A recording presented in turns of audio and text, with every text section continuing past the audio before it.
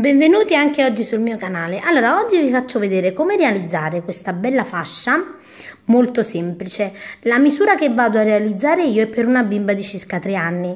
Ovviamente voi potete farla in tutte le misure. Io nel box informazioni vi metto il link delle misure, insomma, per realizzarla. E durante il tutorial vi spiego anche come potete più o meno rendervi conto. Basta avere una tabella per la circonferenza della testa, quindi insomma niente di difficile da sviluppare.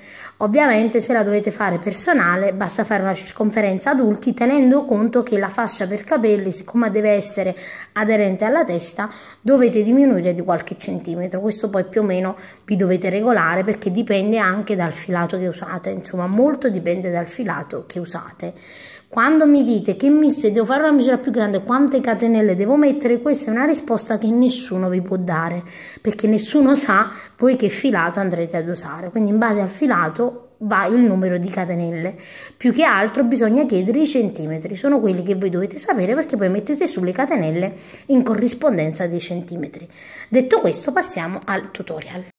Allora, per la mia fascia vado sempre ad utilizzare quella che è lo schema per i cappelli. Allora, invece di mettere su, siccome devo fare una fascia per una bimba di circa 2 anni, 2 anni e mezzo, io vado a realizzare una larghezza di 18-24 mesi, che vedete dai 43 ai 45 centimetri, ok?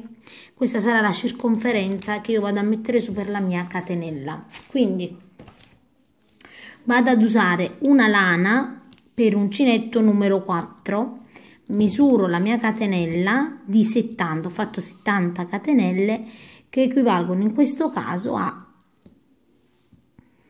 43, vedete, centimetri, ok? Con uncinetto numero 4. Adesso io mi trovo in questa posizione e non faccio altro che per la prima riga lavorare delle maglie basse come si presentano. Quindi per tutta la riga io vado a mettere su semplicemente dei punti bassi, quindi per tutta la riga. Allora, una volta che abbiamo realizzato, vedete, un giro di maglie basse, realizziamo una catenella e giriamo il nostro lavoro in questa maniera qui. Adesso andiamo a realizzare le nostre maglie basse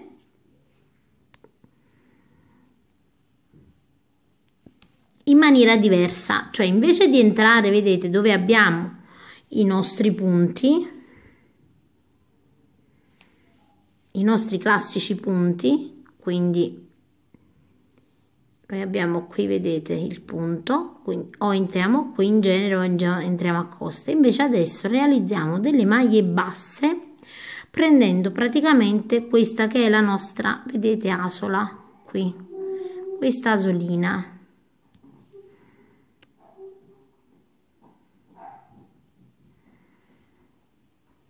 Niente, non vuole mettersi a fuoco, mi allontano un po', forse vedete meglio, e lavoro la mia prima maglia bassa. Nel secondo punto riprendo questa asolina, ci aiutiamo con l'uncinetto ovviamente, perché e lavoro un'altra maglia bassa. Di nuovo prendo l'asolina e lavoro la mia terza maglia bassa, ok? Il risultato sarà, vedete, questo. Quindi andiamo a lavorare prendendo questa asolina, vedete, eccola qua, niente, non vuole mettersi a fuoco perché non lo so.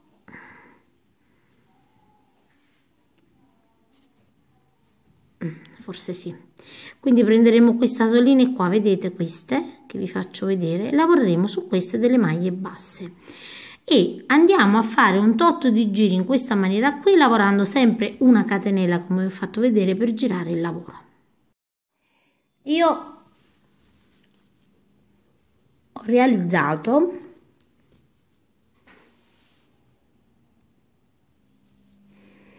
le mie righe. Scusate, c'è stato un problema con la telecamera, si era bloccata. Quindi quindi vedete questo è il risultato. Allora per la fascia vi devo dire che questo punto è molto indicato, perché anche se è un punto elastico però mantiene ben salda la lavorazione, vedete, è molto carina anche come insomma da vedere. Allora io ho realizzato 7 righe che sono un'altezza di 6 centimetri. Ora, essendo una bambina più piccolina non ho voluto farla troppo larga, perché potevate anche si può fare anche di un altro paio di centimetri, però la testolina ovviamente non è molto grande e quindi mi sembrava esagerata. Quindi adesso noi non dobbiamo fare altro che piegare la nostra fascia in questa maniera qui. Quindi questa è dritta, la pieghiamo così. Ovviamente qui ho il filo e lascio un po' di filo più abbondante e metto un ago. Quindi una volta che abbiamo messo il nostro ago dobbiamo andare a cucire. Allora ovviamente prendiamo la nostra fascia e la chiudiamo in questa maniera qui. Noi dobbiamo chiudere a metà e a metà quest'altro lato, quindi in questa maniera qui, vedete? E dobbiamo sovrapporle. Quindi io faccio così, vado a sovrapporre metà così e l'altra metà così, quindi abbraccio per così dire la fascia. Vi faccio vedere, ecco qua, ok? Ho praticamente, vi faccio rivedere, sovrapposto e chiuso così e chiuso così.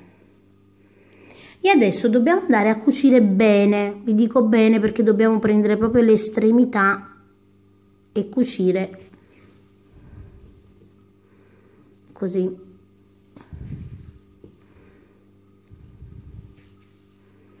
Ok, quindi prendete la parte, questa qua dietro, questa sul davanti, centrale e questa così e stringiamo bene bene.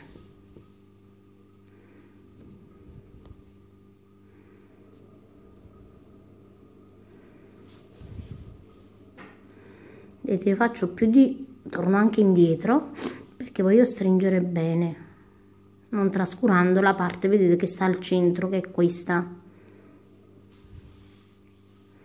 Quindi andiamo a cucire bene bene fino alla fine. Quindi ragazzi, vedete, io ho cucito, vi voglio far vedere l'altezza della cucitura, vedete?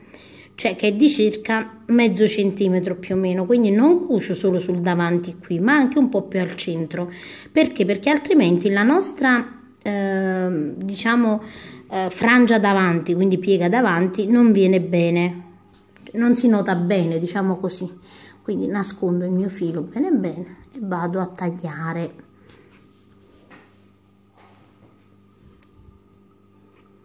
Ecco qui, fatto questo giriamo la nostra fascia ed ecco qui che viene questa simpatica treccina, diciamo così, questo incrocio, vedete com'è bello? Molto carino. Quando si fa più larga è anche più bello perché praticamente viene molto più visibile, insomma, questo intreccio. Ecco perché bisogna cucire un po' di più, ok? Perché altrimenti non viene fuori questo bel intreccio. Poi magari se vogliamo fissarlo un po' in più possiamo anche fissarlo con 2 punti, il nostro intreccio insomma non si muove proprio più. Allora è un punto facile da fare, come avete potuto vedere. Potete fare tanti insomma punti, tanti modelli. Io magari ve ne farò diversi, così da poter insomma dar sfogo alla fantasia, perché ci sono veramente tanti punti molto belli che si prestano per le fasce. E io spero che il mini tutorial vi sia piaciuto, mettete mi piace se è così e per chi non l'avesse ancora fatto iscrivetevi al canale. Vi saluto al prossimo tutorial.